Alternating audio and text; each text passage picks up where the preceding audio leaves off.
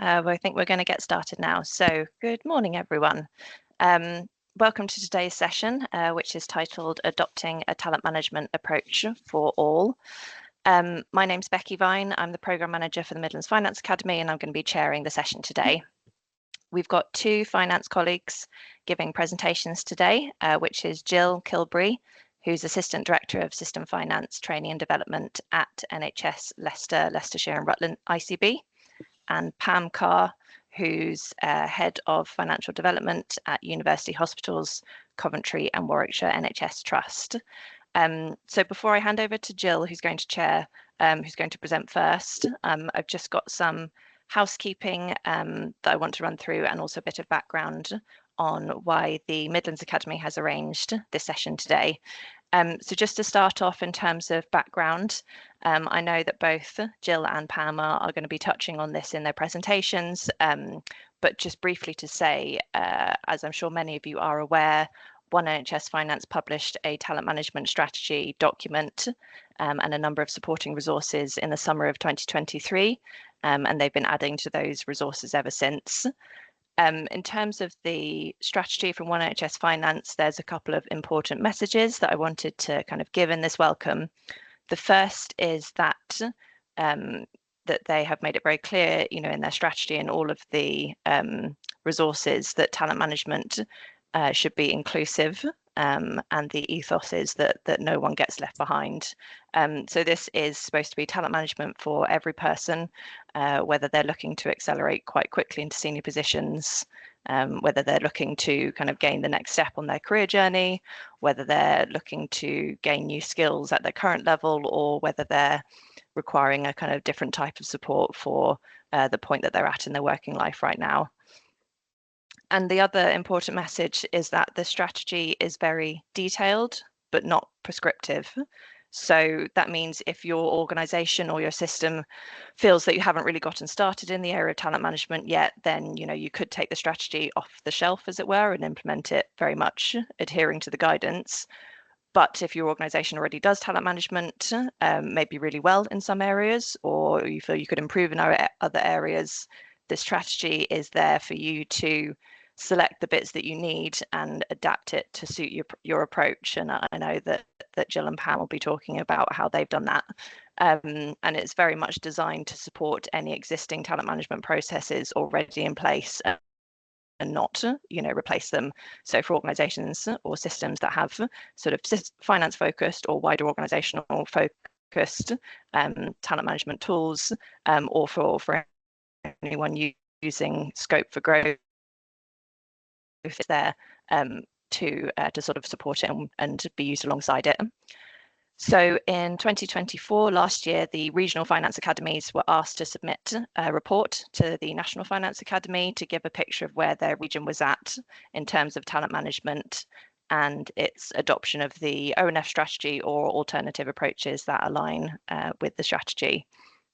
So in the Midlands, our regional report included 2 case studies from LLR, ICB and UHCW, which is why we've invited Pam and Jill here today to hear about their approaches and the benefits that they're starting to see, and about the progress that they've made since submitting those case studies back in April, May time last year, and how they're working to ensure that talent management is done in an inclusive way.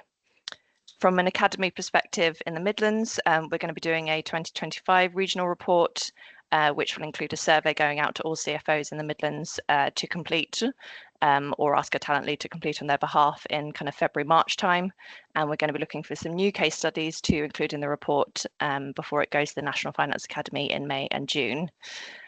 So just a couple of housekeeping bits before we get started. Today's session is being recorded and will be available on the One NHS Finance YouTube channel and on the website alongside the slides from Jill and Pam. We've opened this session today up to all regions, so I was really pleased to see on the booking list that we had colleagues from several other regions here as well as the Midlands, and you're all very welcome. We are going to pause after Jill's presentation for any immediate questions, and we'll aim to leave time at the end for more of an extended Q&A with both presenters.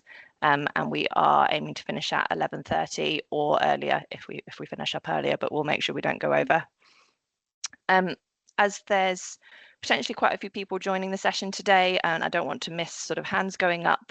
Can I ask that you type all your questions in the chat, and please do that as they occur to you throughout both presentations, and then we'll do our best to get through as many as we can. If your question does come up and you want to sort of do a follow-up with the presenters, please do feel free to turn on your camera and microphone and join us on the screen. And lastly, there is a very short feedback form which I'll post a link to in the chat at the end of the session, and we would really appreciate you taking a couple of minutes to complete it. So I'll hand over to Jill now to get us started with her presentation. Thank you, Jill. Thanks, Becky. Hello, everyone. I do have quite a few slides, but they're mainly so that by the end of this, and you get the slides sent out, you've got most of the information that I've been talking about, rather than having to write down and take notes. So I won't be reading what's on the slides, but in effect, they're telling you what I'm talking about. Just to try and make it, I hate taking notes while people are talking, but I will share now.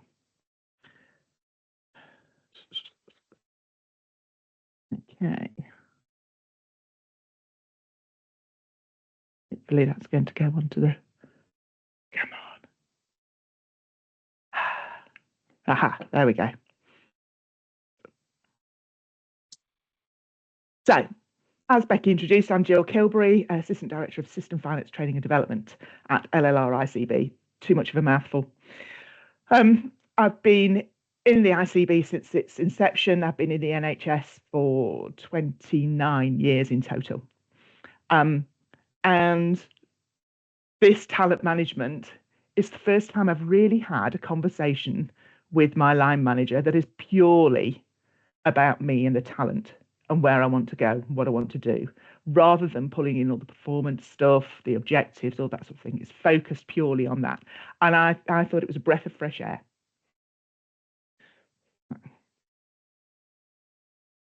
Oh, come on.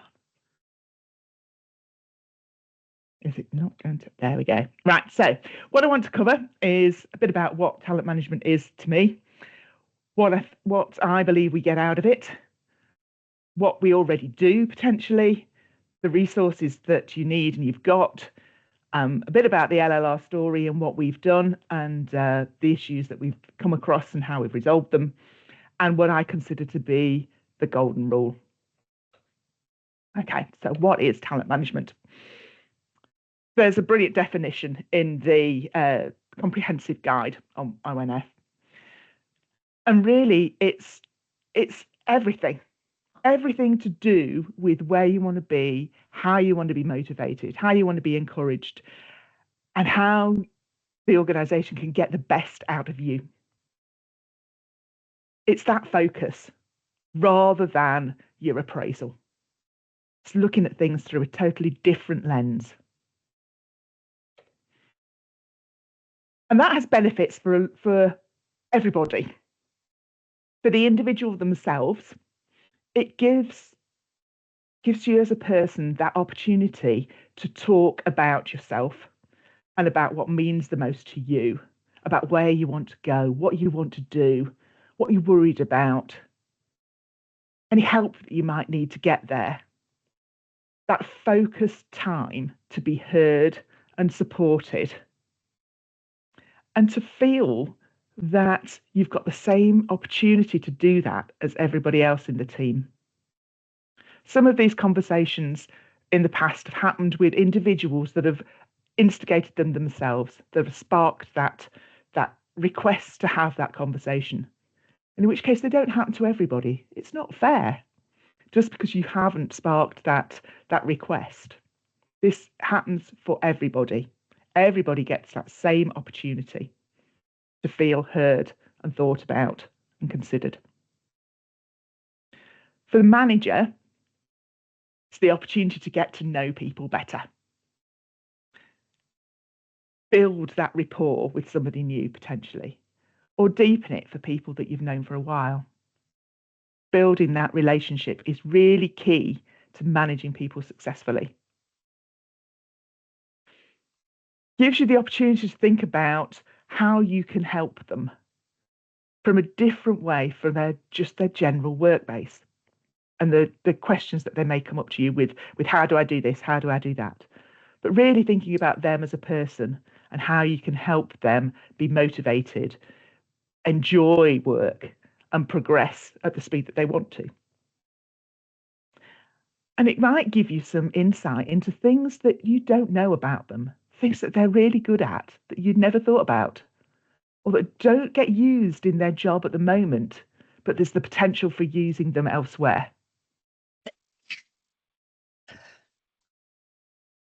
For the organisation itself, you get to identify the really high flyers that you've got.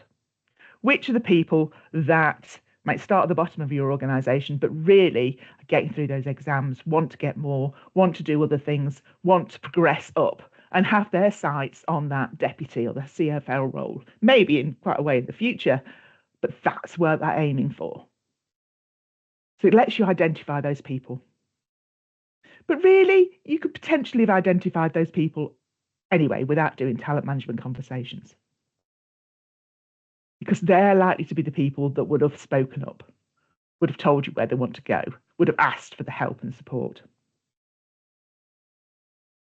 So these overall conversations allow you not only to be able to see those, but to be able to put the right training and development in for the whole staff. If you know where everybody's aiming for, what people are thinking about doing, what sort of knowledge they're missing, if you've got a consistent set of knowledge requirements across everybody, you can put something in that helps far more people than just the individuals. You can also look at identify roles that nobody wants to do. If you're asking people in these conversations, where would you want to be in this structure? Where's your next move? Where are you thinking of? And there's one or two posts that nobody says, I would like to do that. Gives you the opportunity to think, why? What is it about that role that nobody wants, nobody's interested in? Are we not selling it right? Is there something we could do if it ever comes vacant to change it, to make it more appealing? It gives us the opportunity to think about those sort of things. We can see where changes might occur, both in the short and medium term. Keyword there is may. They might not. Things change. People change their minds. But gives us an idea of what might happen. So we can look at the succession planning. We can look at have we got people that would be wanting to progress up our structures, and what do we need to get them ready? That could be for professional exams, but it could be experience in different places. It could be a bit of line management. It could be all sorts of things that we could work into that. It's really good that it's seen to be fair and everybody gets this opportunity. And we all want to work for fair organisations that treat people equally. And certainly for me and for people that I've spoken to, having a really good talent management conversation does increase your engagement and motivation. And that feeds through. That can be seen in people's willingness to take part, willingness to get involved in other things. So for the organisation, it really makes an impact. And for the system, this is the bit that is not happening quite as much at the moment. Getting everybody within a system into the same point at talent management isn't that easy. But the conversations that you can have can be around skills that you've got that are missing in certain organisations. So in the ICB, we only have 30 staff, which isn't a huge number of people. So if a project comes up that's pretty niche, then it may be that we don't have the skills within the team to be able to do it. And the ability to talk to our provider colleagues about if there's any opportunity for somebody in their teams that may have this particular set of skills to come and work with us for a little while, that would help them and help us. That's a real big benefit. rather than going out to agencies, rather than trying to put a round peg in a square hole. That use of the talent that might be across the system could make some of these projects that we have going on far better. Can support advancement. So we don't always have the gaps in our structures that come across at the time when people want them. We may not in our own organisations, but there may be that availability across, and making sure those that availability is well publicised, is clear and concise, and the ability potentially for people to understand those roles prior to them coming up is something that we can do as a system. Again, personally, I've worked my whole life in a commissioning organisation. I haven't worked in a trust. And to give people opportunity to see things from the other side, whether that's, if you're in a trust, whether that's from the commissioning side, whether that's from community or acute, or even the council. Thinking on the basis that how do we get that experience within our staff is something that will benefit everybody, not just the individual, but the organisations and the team, and then if they do tend to move into a different area permanently, then the system hasn't lost that talent and it's growing within that system. So that helps with your succession planning on a much wider scale and gives you much more opportunity to think about where people could go and the opportunities that they may have. So what do we already do? We all have appraisals, I hope.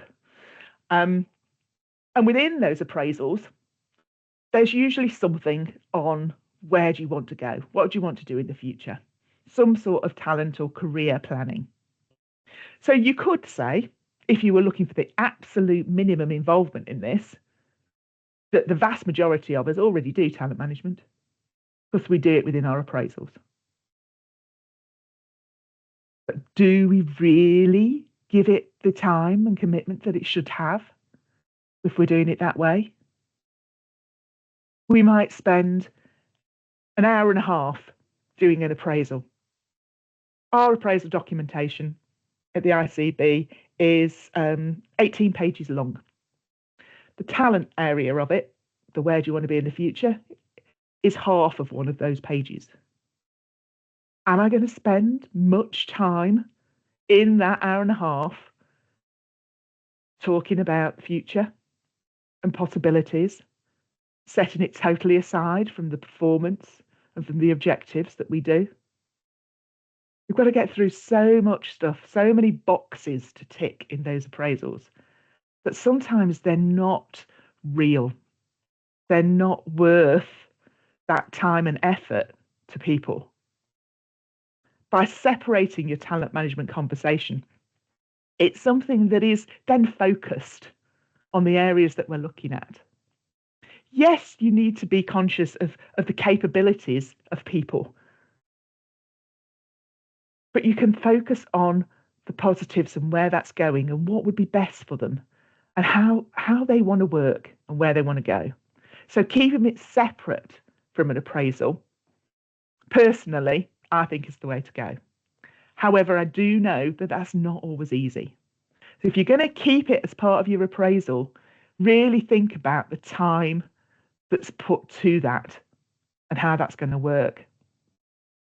Because it does really need to be a proper conversation so that people get heard and you consider and really think about what's going on. Training and development wise, we probably do skills audits across our teams. We might every year, certainly in the East Midlands, we're asked by SDN what sort of training and development we want them to put on the following year. And you might, your training development lead might just go down and go, they the tick box down themselves and think about what is needed from conversations they've had. Or they might go out to the whole team and say, what is it that you want? Where is it that we need to get better? Where do we need to progress? And do it that way. So there are ways at the moment that we look at training and development and how that should be delivered for our teams. But doing this gives a different perspective on it. So if we're asking in our talent management what it is, how are we going to get to that next step? How are we going to get to where that person wants to be? What do we need to put in place to make it happen? If we're gathering that information, then we can start to think about, is there some common theme here? Is there something that's missing within our teams that we can deliver, that we can put on either as a team ourselves, or get the organisation to do, or get people like SDN, HFMA, ONF to think about maybe doing on a wider scale.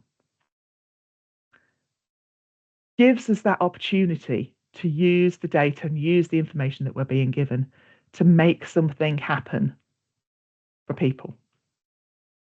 Training and development isn't just the professional qualifications. We do have to think wider. And succession planning, of course, as I've mentioned, the thinking about where people want to go, what they want to do. Previously, we've probably done that simply when somebody's handed in their notice. A vacancy arises and we sit down and think, oh, crikey, who's going to apply for that? What are they going to do? What's problems that's going to lead? But being able to think about things earlier on in the process gives us the opportunity to consider what happens below that. How do we bring people up so that they're ready? How do we create our own? Gives us the opportunity to think about that further earlier. And also think about, if people are thinking, saying they want to progress and go up, where are they going to go to? And we can start to work with our colleagues. If there's nothing available, not going to be nothing available within the organisation you're in, where could there be? Where could we get them experience of that keeps them potentially within the system? There's lots of tools and support out there. There's just a selection from the One NHS Finance. There's lots of things. If you put in talent management into the internet, so much stuff comes up. Huge amounts of information. I would always start with the ONF. They've condensed it down. They've made it clear and easy to read. Start there. Otherwise, you'll be looking through models till kingdom come. Oh, come on. There we go. There's also been various workshops that have been put on over the last 12 months and maybe done in the future that talk about how we have these conversations and what we need to have in place. And the triangle of how comes up quite regularly. The 3 points of that being the principles. So we know what our principles are. We don't want anybody left behind, as Becky said in the intro. We want equity, we want recognition of potential. We want to keep people motivated and encouraged and within our systems and working well with us. To be able to deliver on those principles, we need skills and tools. The tools I've talked about, things like the process that we put together, the strategy, the comprehensive guide. There's all sorts of other things out there, like 360 feedback, all sorts of things you can do that help with these sort of discussions and where people want to be and where they can go. But you do need skills to deliver these conversations. You need to be able to listen to people, to question them, to build rapport, to be able to summarise and report what it is that you're hearing in a way that is constructive and supportive. Part of our story then, I've dropped bits into the conversation. One of the things that we struggled a bit with at the start was being clear about what it was we actually wanted. As I said, there's loads of information out there, as well as the ONF, and you can get lost in it. So I say pull yourself back, just go through the ONF stuff, and then dig deep into specific bits of it that you might want to look at doing differently potentially, or changing to work with the way that you do in your organisations. So we consider, do we want just the conversation? Are we here at the start just going to say, make sure everybody has a talent management conversation? Do it separately from the appraisals? Yes, absolutely. And make sure that that happens. We could have done that. But we thought, why just stop there? So we thought about what could we get from those conversations? What are those conversations going to include? And we thought about the training and development. And me being the lead on training and development, I thought that'd be brilliant. Give me something I can put in my strategy, something I can use, something we can do to make things more personal for our team. And to help me build my budget for the following year, to be honest. How much do we need what sort of training and development do we need to buy in? How many people are going to be doing professional exams? All that sort of thing brings it into that conversation. But if we're going to include that and then make sure that's an outcome, we need to collect the requirements. So it's not just the conversation, and yes, we've had a conversation, we need to collect those development requirements. And if we're going to use it for pipeline and succession planning, then we need to be able to identify and record those aspirations and the level of readiness. So coming up, we're using the template from ONF with a few little bits of tweaks within it.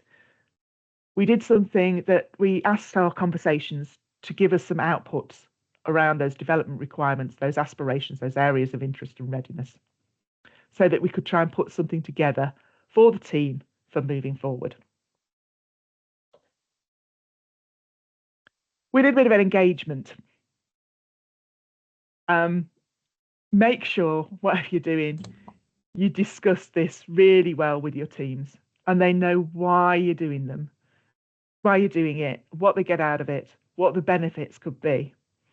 Give them a chance to buy in. If they're not bought into it, those conversations aren't going to be the best they possibly could. Explain what it isn't. This isn't the one and only chance this year somebody has to say this is where they want to be or this is what they want to do. It's not going to be set in stone. It's not going to be something that they're going to be held to.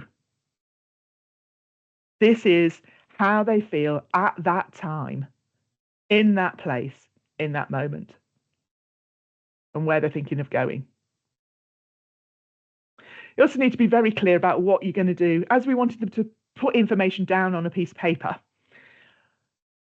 very clear about what you're going to do with that information and how far it's going to be shared, who with and why. So you need to be really clear about what you're going to do with it so people feel safe. That's less of an issue if you're keeping everything within your organisation.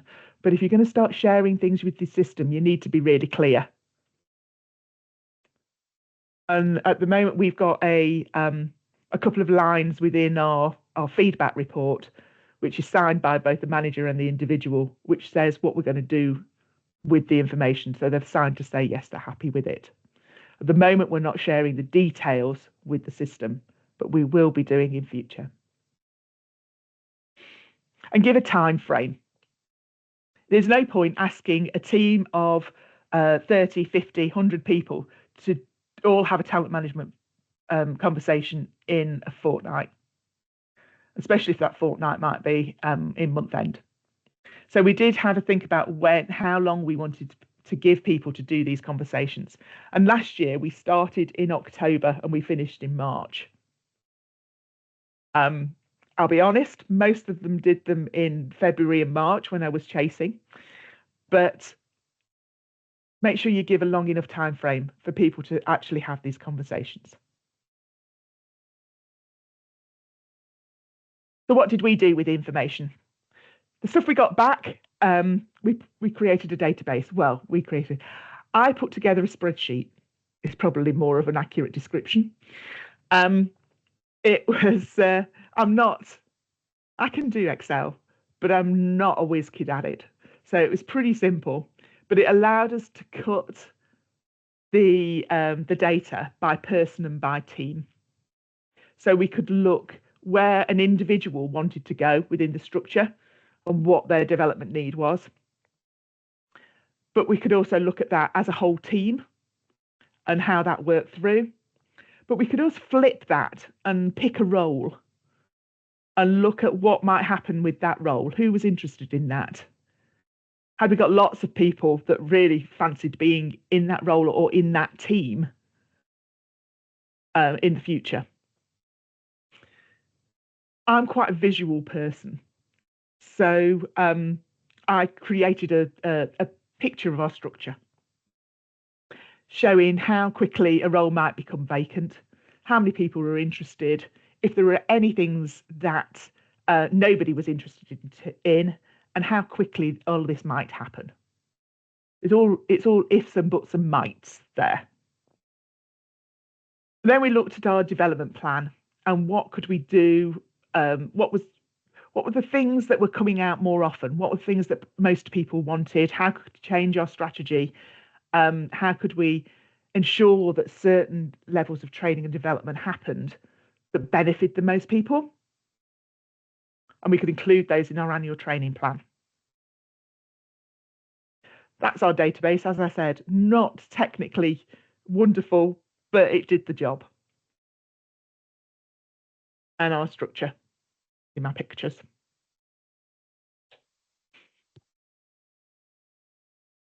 We tried to do what we said we would for people, to show them that it was worthwhile having that conversation.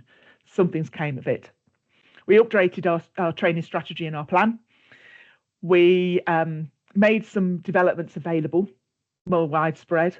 One of that was around really encouraging the SDN to do more on retirements. Our ICB put on a load of retirement webinars and workshops, as well as coaching, a lot of coaching conversations sort of thing, and the ability to do these conversations better. Where we'd got managers that had made agreements with staff, which were most of them, to do things within the team or personally with them, we've chased that through the year to make sure those have happened. Some of those have been around swapping elements of their roles. So we've got quite a few people that work part-time, and a number of them have swapped portfolios to give them more opportunity to learn something a little different, as well as some shadowing and going to some of the formal committees just to get an idea of how things work and where they go through. The regional and national courses, as they come down, part of my role is to send those out to people. I send them out to everybody, as I always have done, but I also have a list of people that I think would benefit from certain types of course. And I make sure they get another email that says, look, this is happening. It came up on your thing. Are you still interested? So I can target some of these courses and things that are going on to people who have expressed an interest. And it comes up on our senior managers once a quarter. We talk about how we're doing with the stuff that we've talked about. Is there anything else that's been said? Any other conversations that have gone on that would be helpful to know about?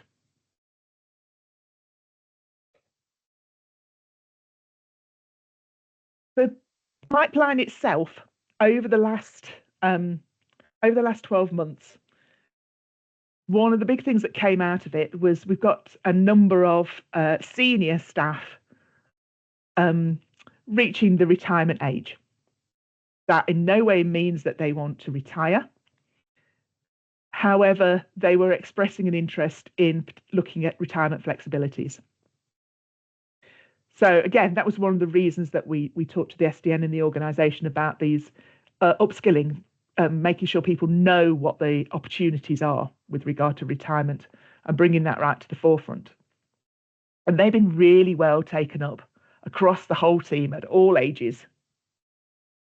And personally, I would recommend anybody goes on any of those that come up, whatever age they are, just so that they know what the opportunities are. And the underutilized skills. So as we've come towards the last 4 or 5 months, some of those that are at the older end of our workforce have expressed the desire to take up some of these retirement flexibilities. So we've been going through the process of looking at how we can adjust our structure to deal with that in the most productive and efficient way. Because if you've got 4 people from a senior manager team of 10 talking about reducing their hours, that changes the dynamic of the team and what can be done. So we needed to think about how we were going to manage that and how we're going to make sure that we could accommodate that sort of change within it. And some of that has brought out things about underutilized skills and some of the lower bands that have some really good IT skills and an analytical skill that they're in their current roles they're not using. And we could use that to move some work downwards. So we're looking at doing that at the moment and changing some of the work portfolios to make sure that we're totally utilising all the skills that we've got out there. With the changes that we've put in, it also gave us the opportunity to look at who might apply for what. And then that's the impact as that moves down. Because we all know if we've got an empty 8B and an 8A goes for it, then you've got an empty 8A. Then some of the 7s are likely to go for it. And then it all works its way down. So looking at that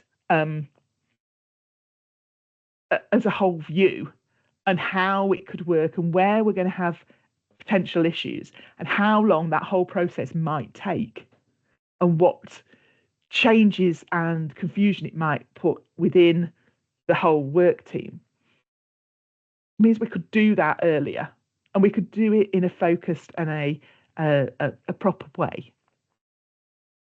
So it's been really useful, that pipeline. So our next steps, we're still doing that training of managers to have those better conversations. And we're going to do a bit of a survey after this set of talent management conversations that are going on at the moment about what they thought about, what people think about how their talent management conversation was conducted and see if we can improve that any further. We've been clearer this year about our requirements and what it is that we're going to do with things and what we want to do in future, especially around the working with the system. It is an annual cycle, and we have now started our second year's annual cycle, and we will be formally bringing in the system within LLR. So this is an iterative process. We're not fully there, we've not done everything, but we're adding a bit on each year. Do remember, whatever templates you've got, whatever tools you've got, whatever you're using as bits of paper to make this all come together, it's only as effective as the people who are delivering those conversations. My golden rule. If you think about things change over time. Everything in your life will change, whether that's work, whether that's home, whether that's care and responsibilities, could be anything. Which really means whatever goes down on a talent management conversation and whatever conversation they have, whatever aspirations somebody has at that point in time, it's going to change. And you need to continue to have these conversations on a regular basis and make sure managers and staff are checking in about where they are and what's going on so that you can do the best for your staff. And that's me done. Thank you, Jill. Thank you very much.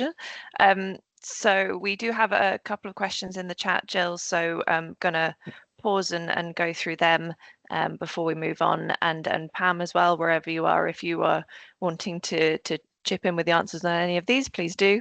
The first one, Jill, is from Craig, who was asking about whether potentially it would be recommended to try and take the PDP element completely out of the appraisal process. So therefore leaving appraisals to be really focused on performance and well-being and objectives, and sort of have PDP taken out as well.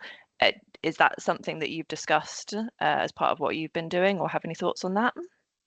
So part of the issue for us is the appraisal process is an organisation-wide process. So we don't necessarily, they're not prepared, I tried, they're not prepared to change that just for the finance team. So that conversation is still in the appraisal, but it's more focused around how it impacts on performance. So what's going on in your home life, what we can do to make that work-life balance better to improve the way things are working.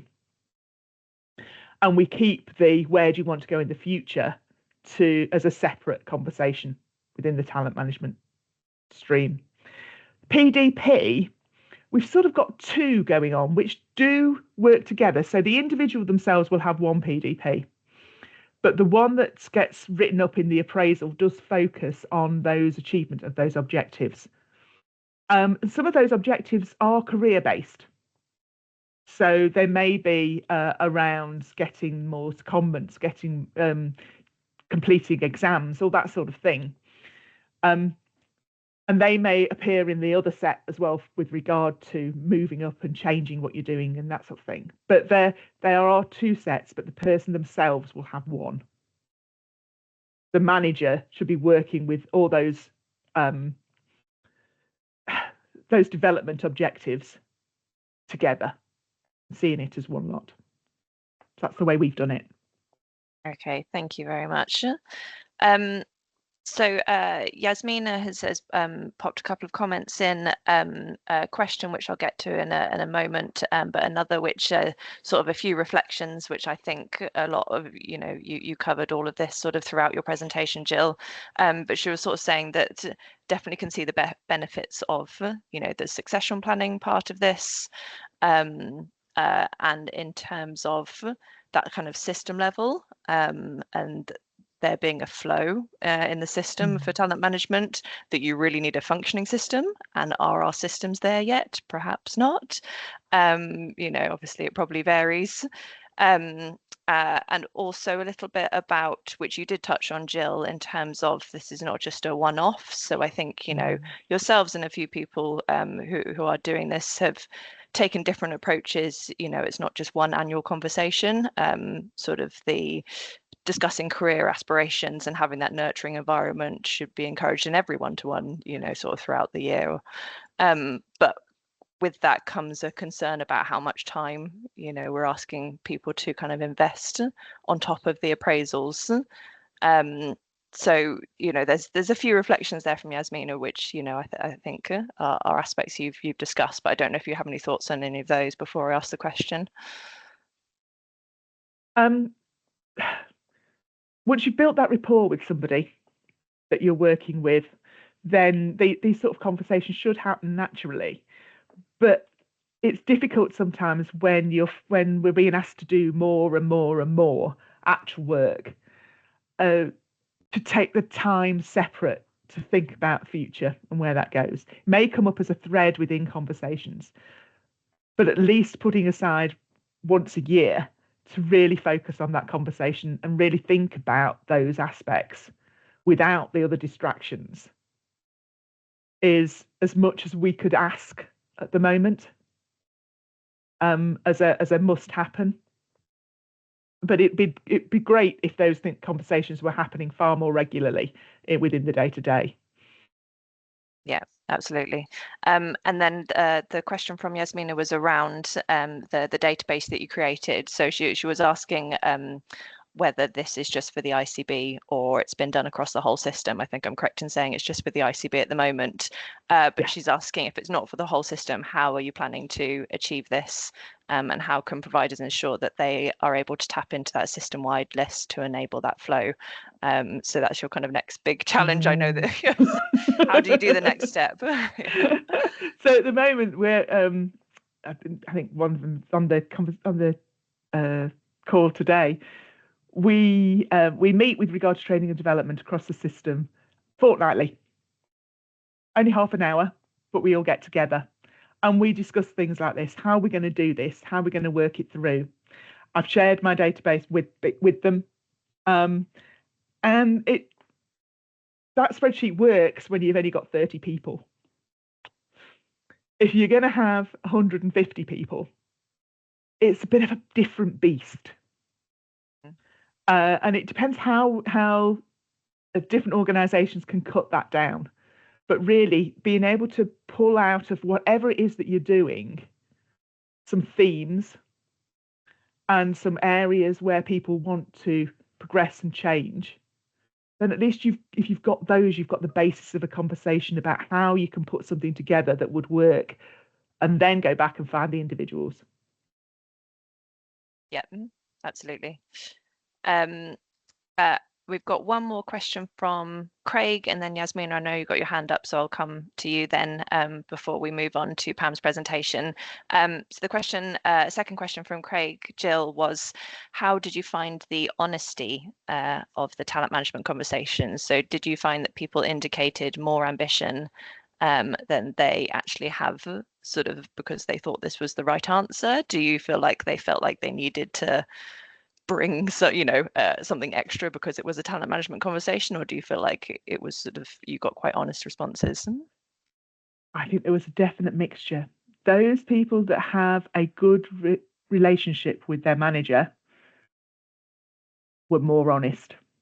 There was quite a bit with regard to professional exams and who was intending to study, who wanted to study, who wanted to move, who wanted to complete things that they'd previously paused.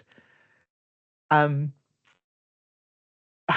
were quite a lot that were saying they wanted to continue, they would be doing it over the next 18 months, they would finish in 2 years' time or in 12 months' time, and that hasn't come to fruition. So I think with regard to that aspect, people were saying what they thought was wanted to be said. But it was most definitely those who have a good working relationship with their manager, their conversations appeared to be more rounded, more relevant, and more honest. Yeah. So coming back to that last slide that you put up, that all of this is so dependent on the people having the conversations, both the line manager and the person and their relationship. Yasmin, did you want to come in?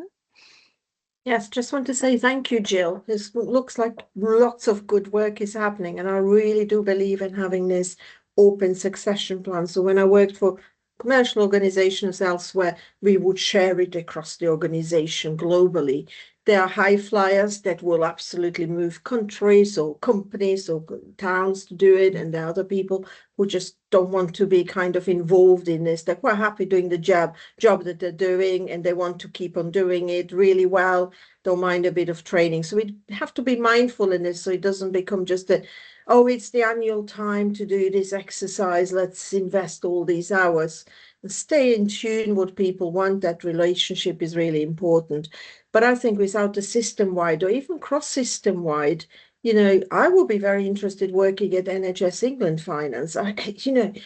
You have to wait for that advert coming up. I'm just raising it as an example here. I don't really want to, but it just, are we going to do that? Because that's going to open this, and that's when people start believing it, and that's when people start seeing it.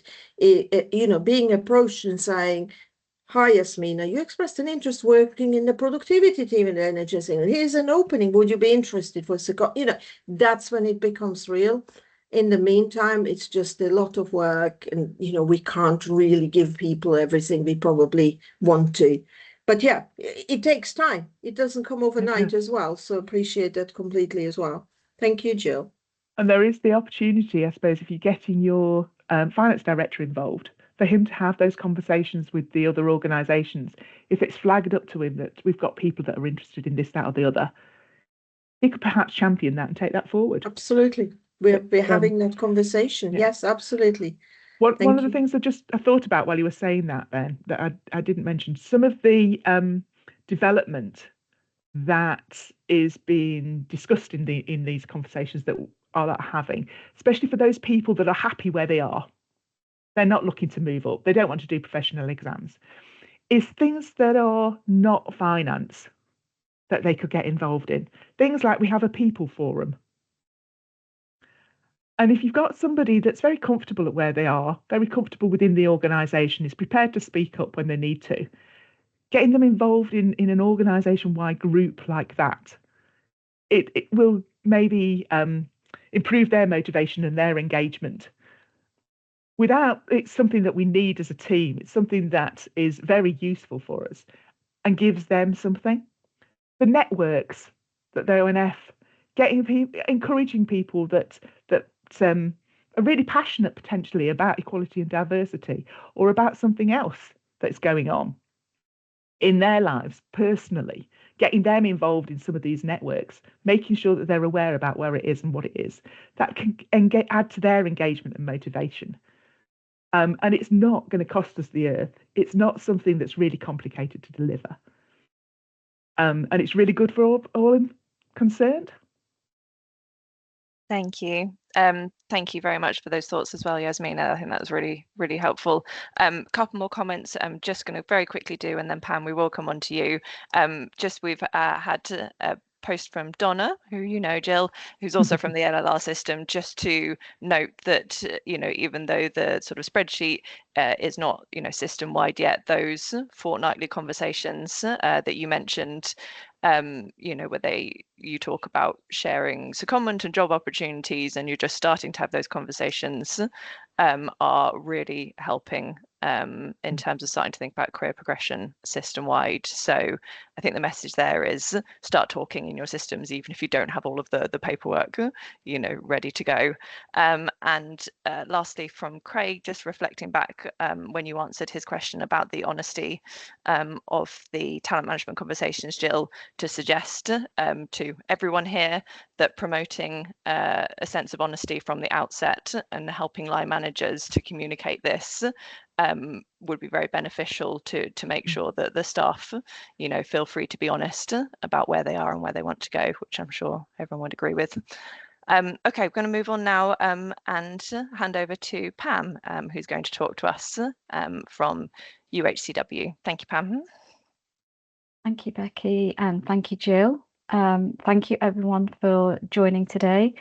And special thanks, really, to Jill for providing a really comprehensive outline of what talent management is all about. So I will attempt to share my slides. Hopefully you can all hear me and that you are able to see the slides. Yep, can hear you well, Pam, and Fabulous. the slides are up. I'll just put that into slideshow format. And hopefully that's come up on your screens okay. Yep, perfect. Fabulous, thank you so much.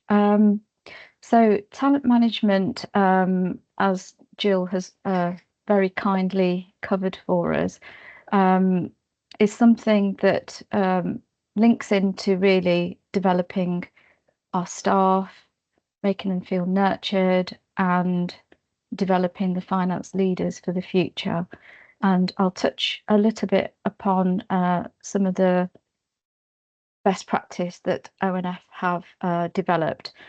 But this is a subject that I have been very passionate about, I would say, throughout my life. In fact, I remember mentoring youngsters as they are studying and being a coach and mentor within my workplaces.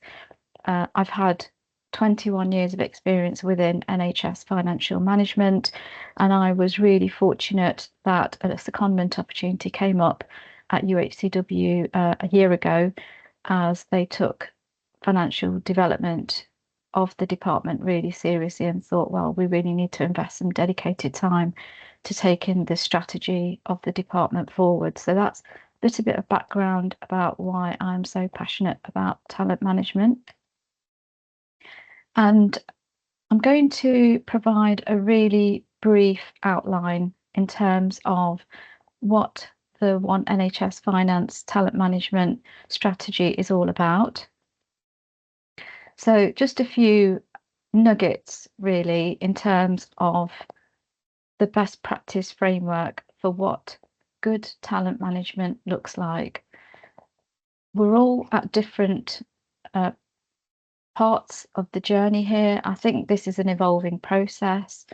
And I think what One NHS Finance and the Finance Academy are trying to encourage is a vision for what the best staff development conversations look like.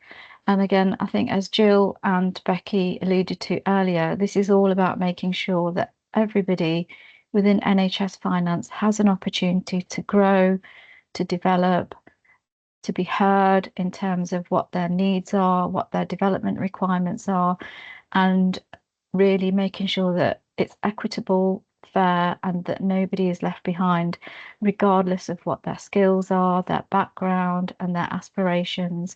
So I won't read all of the points out individually, but you can see on the screen, I think these are just a little summary of what we're trying to achieve through the talent management strategy and that has been developed. And I've got some links at the bottom to the actual framework. So within UHCW, I would say that we already had talent conversations embedded for some time. We used to do the talent conversations as part of our annual appraisal, but again, we mustn't treat this as a tick box exercise or just one conversation a year. And I think it's supported by having regular reviews through one-to-ones and 6-month reviews. In terms of where we were, I think we had the talent conversations and the appraisals already embedded, but what we found through going through accreditation process and reviewing the talent management strategy, whilst we were already meeting quite a lot of the requirements, we felt that it really gave us a framework to strengthen what we already had and build on that. And so I'll just quickly move on to our approach and how we kind of do staff development and talent management UHCW.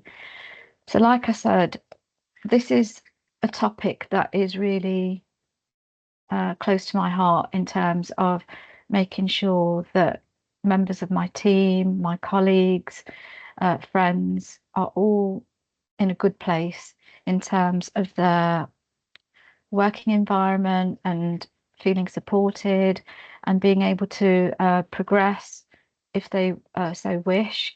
And so here's just a few aspects of how we've approached staff development. So I think it's not just a formal conversation about having an appraisal once a year. I think we recognise that we've got quite a large department. We've got just over 110 staff, but we've wrapped around a formal training and development group that meet every 2 months to discuss the development requirements of the staff. We have a formal training policy in place, and we also write an annual report of the progress of our training vision for the department, which goes to the Strategic Finance Board and is signed off by the CFO, and that's something that we've been doing for a number of years now.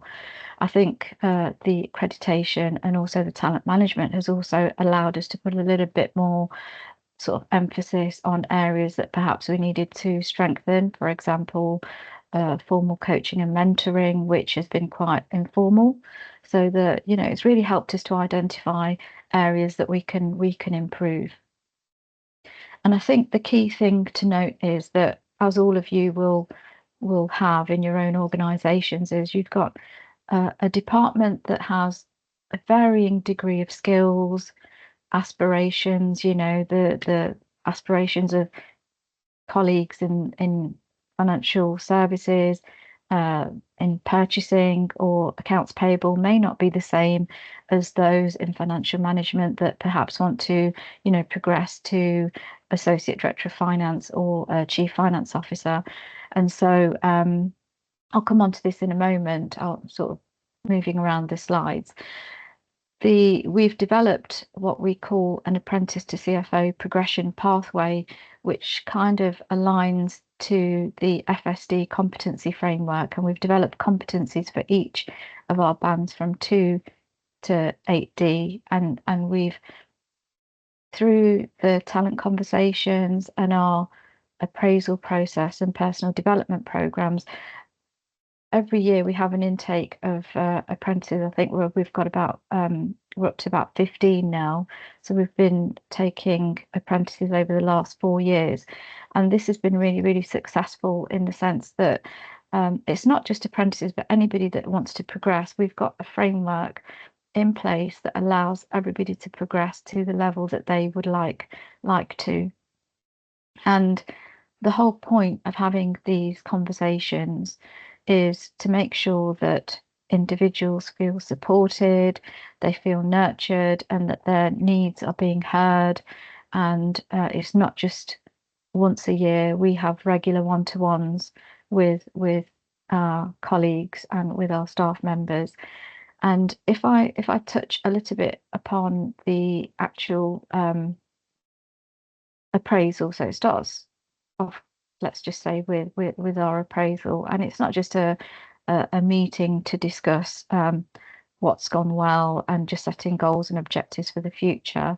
Our appraisals are very much values based, and we really encourage individuals to reflect on how their work and their ethics kind of fit in with the trust values, and give examples of how they meet those values. And it's a really, really good way of reflecting that it's not just about work and performance, but it's also about how we support the hospital in terms of our patient focused values as well, and also identifying the personal and professional progression and development needs of the individuals. Then with the appraisal and the conversation around what's gone well in terms of the previous 12 months, setting objectives for the forthcoming year, we also then hold a separate talent conversation. And I have in my next slide, I'll go through that in a little bit more detail. But what that does is recognise, where does the individual feel they are at the moment? Do they feel they just want to get more experience in their current role? Do they want to build more skills? Would they like to rotate to another team to get some more experience? Would they like to have shadowing? Or do they feel that they want to have a fast track for progression? And that conversation happens after we've done the appraisal, and I'll talk about that a little bit more in the next slide. The other thing that we've started to do, and again, this is something that we were thinking about in previous years but wasn't very well formalized, was having 6-month reviews. I think we tried to do this a couple of years ago, but it didn't really stick. But now what we've encouraged is that we book a 6-month review at the same time as getting the appraisal in the diary, so that it's there, it's in the diary, that we don't miss having the conversation, and that we make sure that progress is discussed not only in the appraisal and regular one-to-ones, but then, we take a really good reflection at a 6-month time frame to see, well, how is the individual doing? Are we supporting them? Have we as managers provided the support that they need? But I think with these conversations, it's very much a two-way conversation. I think well, my personal opinion is that there's always some onus on the individual as well to be proactive. If there's things that they would like to achieve, is to kind of progress those and approach their managers and other individuals about how they can move forward in their career, and not necessarily leaving everything to the manager to resolve. But at the same time, it's the manager's responsibility to make sure that the resources and the framework is available for the individual to achieve what they need to, and that the supportive environment is there for them. So what we've tried to do is link in the outcomes of the talent conversations in terms of where people want to progress to into our succession plans and business continuity plans. And the succession planning and business continuity plans were already there, I would say, but I think through this process it's helped us to formalize and link these three things together so that it's become more natural. I think, the succession planning was separate, business continuity plans were separate, and the appraisal process was also separate. And what we've tried to do is bring everything together so that it follows into kind of a natural cycle.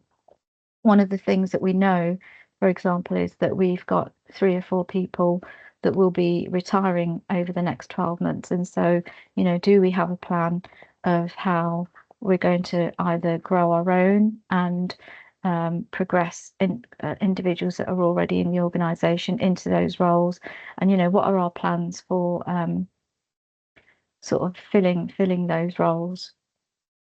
And then that links into how we promote the resources, courses, networks, and resources that are available currently. So we know that working with the HFMA, One NHS Finance, Finance Skills Development, and the SDN, and also the formal accountancy bodies, we know that there is a plethora of resources and courses, talent pools and networks that are available for our staff that we continuously promote and encourage them to be part of and take up, because not everybody will know that these resources are available. So I think we have a role in terms of making sure that we make that visible to everybody. Might be through team brief, it might just be through regular communications. Also through our training and development group, we make sure that everybody is aware of all the training resources and development resources that are available to staff. And I've talked a little bit about our apprentice to CFO progression pathway. And I think this is really to encompass our commitment to making sure that everybody feels that they have an opportunity to progress. And what we found with this progression pathway is that it's not just to develop staff in our own organisation. We've developed staff to move on to promotions in other NHS organisations, and we feel quite proud that if we can provide those skills, that development, that nurturing to allow individuals to progress in their careers, whether it be at UHCW or other organisations, then we've done well by that individual to help them springboard their personal and professional career aspirations. So that's something that we're going to be talking about this in a showcase session on the 10th of February. So that's just a little shameless plug. If you'd like to learn more about our apprentice to CFO pathway, please do join us on the 10th of February. And then I think to build on the sort of staff development and talent conversations, I think we've really felt strongly about having a holistic approach to staff development. And it's not just about career aspirations and passing exams and just going on courses and development, but it's also about making sure that staff feel that they are supported in both their work and home life, that they're able to balance all their commitments, whether they're studying and working at the same time. So we've introduced flexible working, home working, a hybrid model of home working and on-site working. We also introduced a pilot for condensed hours to allow people to do like a 4-day week or a 9-day fortnight, which I've opted to do, and that's been really, really helpful. But again, it just helps people to balance their work and home life and professional studying commitments as well. And then in terms of continuing that holistic approach, we've got a really strong health and wellbeing team that have supported our staff, listening to the needs through our staff survey. And I think the staff survey last year really helped to provide a temperature check of, is our current staff development strategy working? Are there things that we can build on? Are there things that we can improve on? And so we've consistently responded to the needs of our staff through regular listening and improvement events and recognizing their success and their achievements at monthly team briefs. And we've got internal recognition schemes and our own finance staff awards, because we felt that it was really, really important to recognise the success, make staff feel empowered, make them feel heard. And also, I think it really helps with their development, because they feel more secure and confident in what they're doing, that they're moving in the right direction. And it also gives us a temperature check that we're doing the best for our staff as well at the same time. So I'll just move on to talk about how our talent conversation works alongside the appraisal process. So this is something that we've had in place at UHCW for many years now. Well, as far as I can remember, I think I've been at the trust for just over 10 years now, and we've had this in place.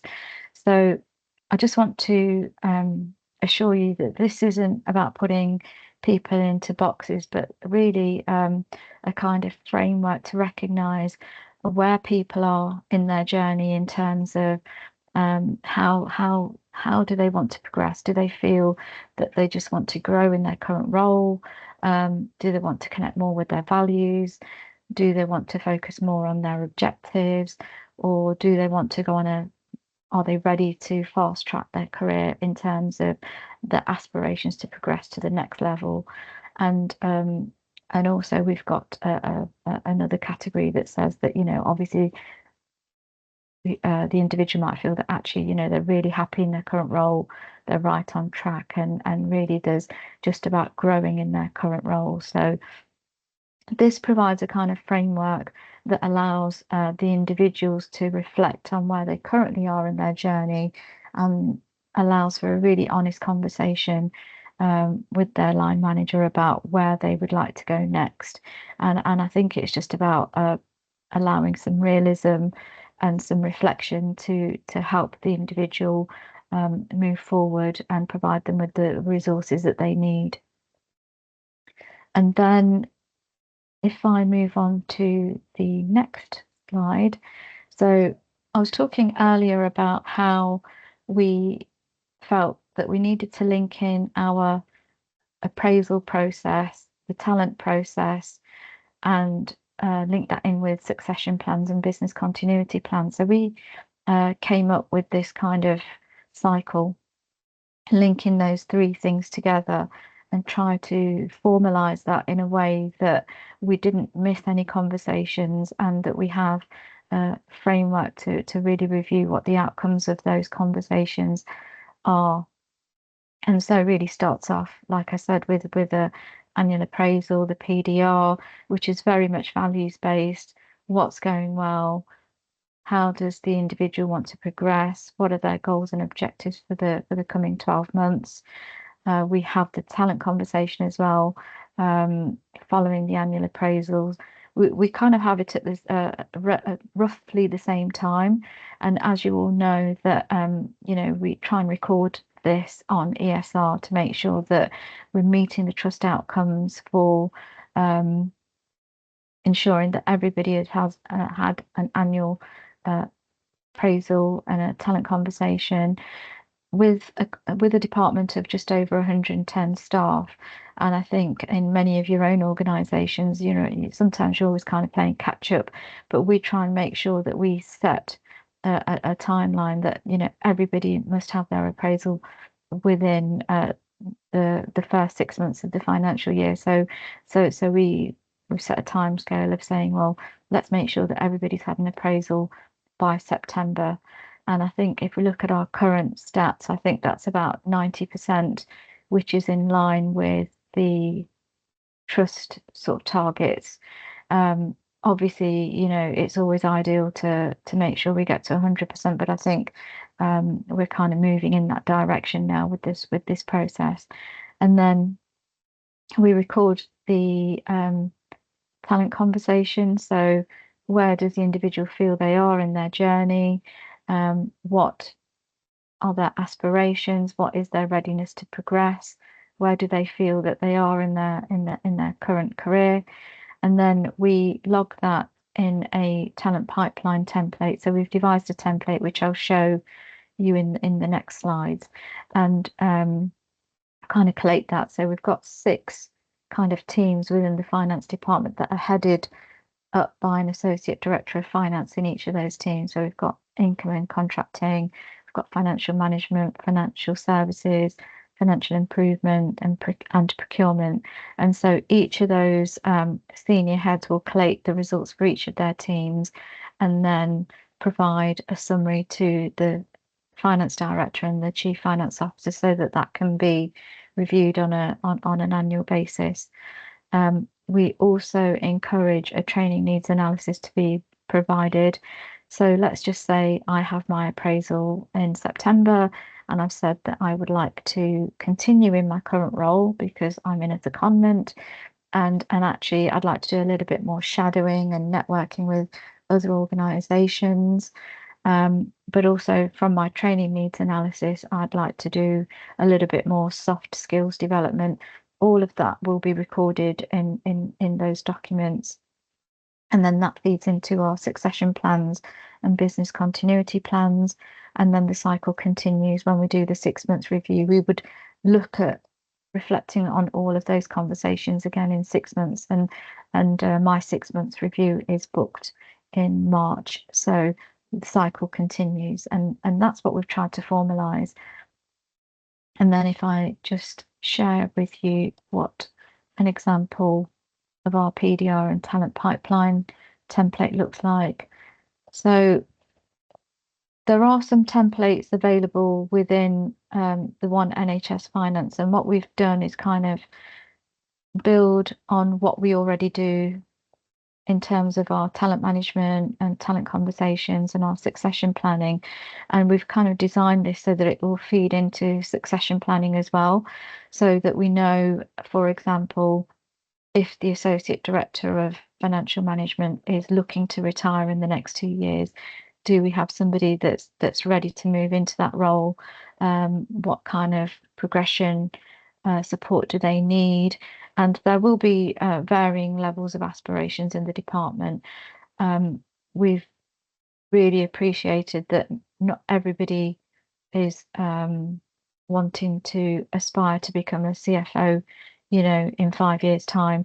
And it's about making sure that that we acknowledge everybody's aspirations and their skills, because, as I said before, somebody in accounts payable might be happy doing what they're doing and don't really have the aspirations to go any further.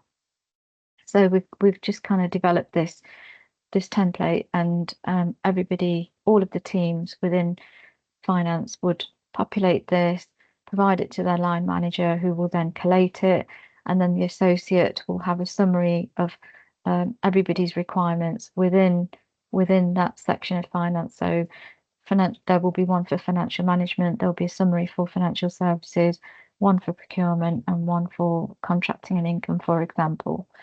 And then that will be discussed. They will discuss that with the finance director and the CFO to see if there's any gaps or risks in terms of progression or filling future vacancies. And then we have just an example of our training needs. And really, for example, if I've had my appraisal and I've said that I'd like to have some advanced office training or project planning, that's outlined, and then this list then goes to our finance training and development group, who then make sure that we can cater for all the training needs that have been identified through those conversations. And again, this is something new that we've trialed in the last sort of 6 months, and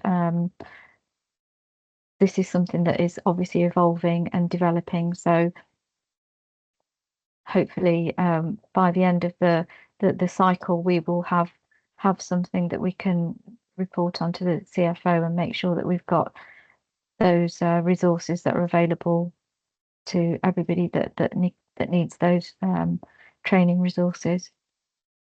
And then in terms of just a summary about our talent conversations,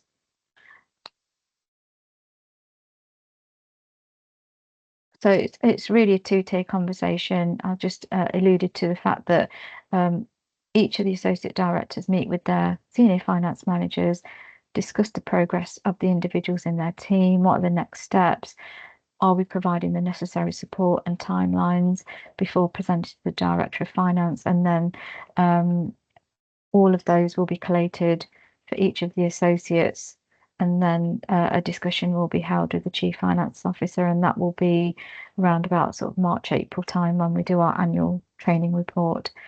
And then for our students, anybody that is studying, we have another conversation within the finance training and development group to make sure that how are those individuals progressing. In fact, we had the conversation earlier this week in our training and development group on Monday to make sure that everybody is progressing as well as they should be. What support do they need? Do we need to rotate those people? Because that's one of the things that we like to encourage is rotation, as well as shadowing, mentoring, and as part of their development. And do they need any help with their qualifications and their study package?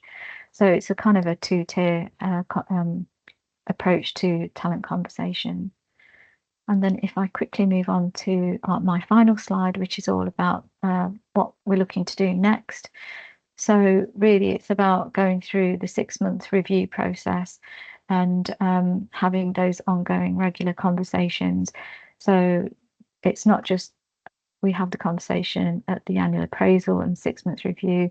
We've got regular one-to-ones that are built into the diaries, and we have ongoing conversations to make sure that we're providing the support to help those individuals move towards the goal that they would like to achieve, so that by the time they get to that annual appraisal, we can support them with the progress.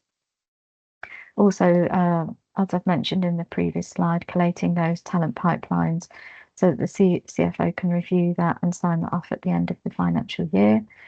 And then just reviewing all of the training needs for the department and making sure that we have resources available for those that wish to develop in those individual courses and skills that individuals have identified that they would like. Just making sure that we can signpost them to where those courses and resources are available. And then I think we touched upon this in both Jill's presentation and some of the conversations that we've had in the showcase session so far, is about linking in and having those conversations with our ITS partners to share our talent process and conversations. Again, I think this is something that's evolving. I know we've already had some conversations in our system with some of our partner trusts, and really it's about having that rapport and network in place so that we can approach each other about how we're all progressing and sharing best practice, and then formalizing those conversations and looking at how whether we can create a talent pool within the system as well. And then I think you'll probably all be aware that there is a kind of a formal return to the Finance Academy, and Becky will correct me if I'm wrong, but it's about just doing a status report to the Finance Academy about where each individual is in their journey for talent management and the talent process. And I think that happens around about May time. And usually there are some questionnaires that the Finance Academy send to the chief finance officers that kind of temperature check about where each organisation is along the talent management pipeline. And then really just making this an ongoing annual cycle. So I think we started this about a year ago formally, and it's just going through the cycle really and kind of embedding it. So yeah, so I think that's the end of my presentation. Happy to have take any questions, Becky. I'll just Thank you, Pam. close the slides. Thank you. There's been quite a lot of activity on the chat, and a number of comments, mainly kind of in support of everything that you and Jill have been saying about your approaches, and especially quite a lot of chat about the next step and the system level, and it does really feel like that's going to be quite key to having this really take off is when systems start to do this together. So I think we've only got a couple of minutes left. So what I'm mainly going to do is take one of the questions, which was from Chloe, which was more of a specific question for Pam and also Jill, a chance to come in if you have any thoughts on this, and then we'll close there. So Chloe's question was, I guess this is around the kind of the supply and demand of this. So I think she's sort of saying, if this talent management goes really well, you could potentially have quite a big influx of staff who are saying, I want to progress into future roles. And what do you do if you don't then have the vacancies, to kind of meet that demand? Also, is it that you're then going to be trying to create roles for people, or do you have to adhere to your recruitment processes? And obviously things have to go out to advert, so it's not just about having a role ready for a specific person. So has that come up yet, and do you have any thoughts on that, Pam? Yeah, so I'll answer that really quickly. And I think our aim is to ensure that individuals are able to progress to the next role. And it's not necessarily creating roles or within the existing organisation. I think this is more about scanning the environment as well and saying what opportunities are available within the current organisation if they want to stay, do they want to move on to a system, and looking at what opportunities are out there for them, and just being really honest, if the opportunity isn't available at the current organisation, what other opportunities are available. And I think we're all very well networked here, in this room, in the sense that, we can share some of that information and say, we've got somebody that wants to progress to an associate level, and it's having those conversations across the network, across the region, and just being honest really, and saying, well, there may be not be an opportunity here, but there may be an opportunity elsewhere. Would you be willing to commute? Would you be willing to change organizations? And I think it's supporting the individuals to progress, but at the same time giving the best possible options at the same time. I think that's the approach that we're taking. Yeah, again, it's kind of getting that system-wide view is going to be key to and also meeting regionally, that demand. Yeah, not just nationally, the system, but across the whole regions, and with other regions as well. Jill, any other thoughts from yourself on that area? And then I think Yasmina wants to comment. I agree. It's that honesty, and maybe giving them some thoughts about things they might not have thought about where they could go or what they could do, thinking laterally out of their specialism as well as elsewhere. But you have to be honest. Yeah, no, that's a good point about thinking outside the box with them as well. Yasmina? Thank you. I was just thinking it's a really good point from Chloe there. I was just putting that in a comment here just to say it doesn't have to be always a vacancy. to meet the development need. Okay, we should be thinking, is there a project ongoing at ICB level? Okay, look at this reforming elective care opportunity that's come out of NHS England. There will be projects springing up left, right, and centre. They will be at various levels, and I think people need to realise that.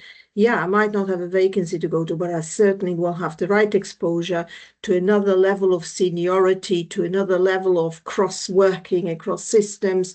And, you know, this goes on the CV. This is development as well. So next time the vacancy is there, you can just say, look, I've been proactive. I think we need to think about that. And that's why I said in the very beginning, the system-wide lists and the working and the engagement is critical to this, because we will be doing all this great work inside an organization, but we're not going to have the opportunities for fully filling everybody's needs.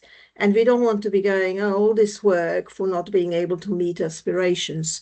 So I think we need to think about those projects and going, who is wanting to engage? This is what a level we can provide resources, associate director or deputy, or, you know, whatever levels, 8A, 8B. So that might be another way of looking at this. Yeah, no, absolutely. I think that we would all agree. So we are 2 minutes over, so I am going to close it there. And a plea just to fill in a very quick feedback form for us, and I posted the link in the chat. Can I please, either by the virtual applause or people applauding in silence, thank you very much to Jill and Pam to, you know, give their time to come and give this presentation today. I really hope it's been helpful for everyone. And thank you all for coming along.